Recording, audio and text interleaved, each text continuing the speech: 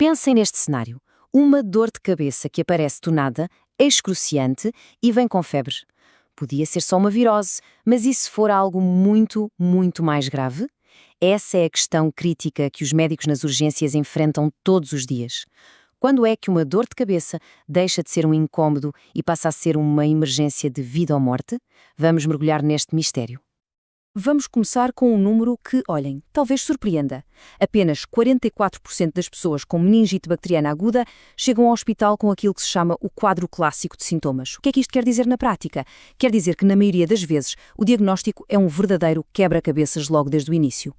Então, a teoria fala destes 4 sinais, a tal tétrade clássica. Mas o problema é que, na vida real, é muito, mas muito raro encontrar alguém com todos eles ao mesmo tempo. O que os médicos veem em tipo 94% dos casos é uma combinação de pelo menos 2 destes sintomas. E é por isso que basta uma dor de cabeça muito forte com febre para fazer soar todos os alarmes. Ok, vamos transportar-nos para a sala de urgências. Aqui, o primeiro passo, o mais crucial de todos, é perceber o que é que está a ser atacado dentro do sistema nervoso central. O relógio não para de contar e um erro diagnóstico, bem, pode ser fatal. E, no fundo, tudo se resume a esta pergunta.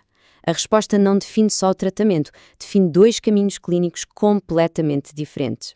Acertar na resposta salva uma vida, errar pode ter consequências devastadoras. Então, qual é a grande diferença? É simples, pensem nas meninges como uma espécie de capa protetora à volta do cérebro. Na meningite, é essa capa que inflama. Já na encefalite, o ataque é direto ao próprio tecido cerebral, ao parênquima. E é por isso que certos sintomas, como convulsões ou uma fraqueza súbita no lado do corpo, os chamados sinais focais, nos fazem pensar logo em encefalite. São sinais de que o cérebro em si está a ser afetado. Para resolver este mistério médico, não há outra forma.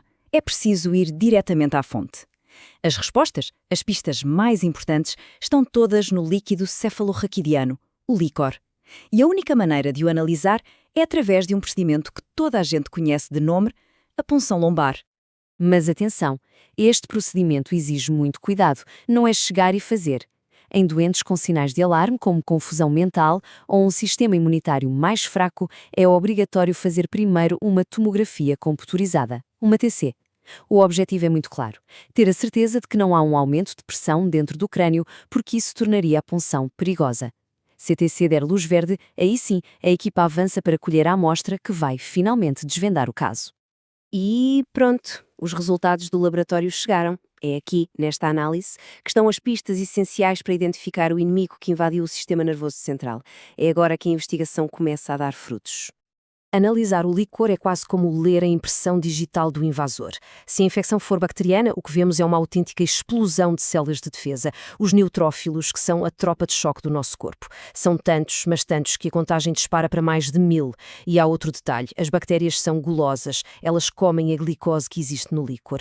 Resultado, os níveis de açúcar caem a pique. Já na infecção viral, a resposta do corpo é muito mais contida, com menos células e, claro, a glicose fica nos níveis normais.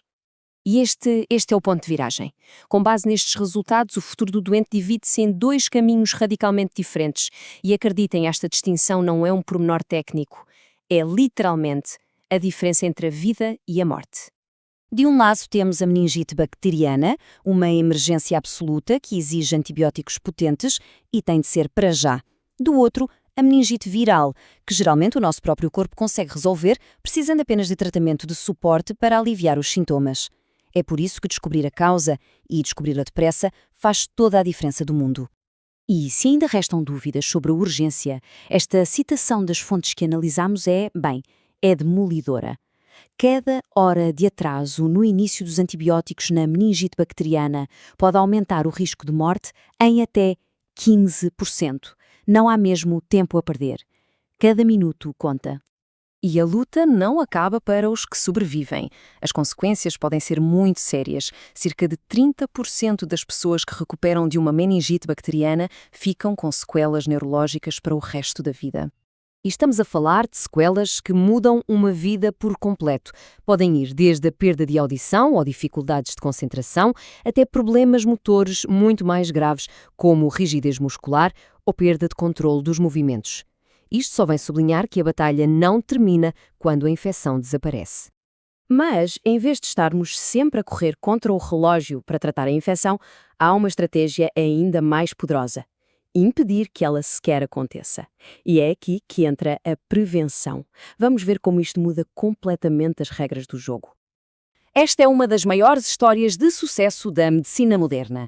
Antes de 1999, uma bactéria com um nome complicado, a Haemophilus influenza, era uma das principais vilãs da meningite. Depois, com a introdução da vacina, os casos simplesmente desapareceram. Uma queda de mais de 90%. É impressionante. E se uma imagem vale mais que 1000 palavras, este gráfico diz tudo. A barra gigante eram os casos antes da vacina. E aquela barra ao lado, quase invisível, são os casos depois da vacina. A imagem fala por si. A vacinação praticamente erradicou uma das principais causas de meningite bacteriana. Portanto, se há uma mensagem central a reter de toda esta análise, a lição mais importante é esta: uma dor de cabeça que aparece de repente, muito, muito forte, especialmente se vier acompanhada de febre ou rigidez na nuca, não é para ser ignorada. É um sinal de alerta para procurar ajuda médica imediata. E isto tudo deixa-nos a pensar numa questão final, não é? A meningite ensina-nos que um sintoma que parece comum às vezes pode esconder algo muito sério.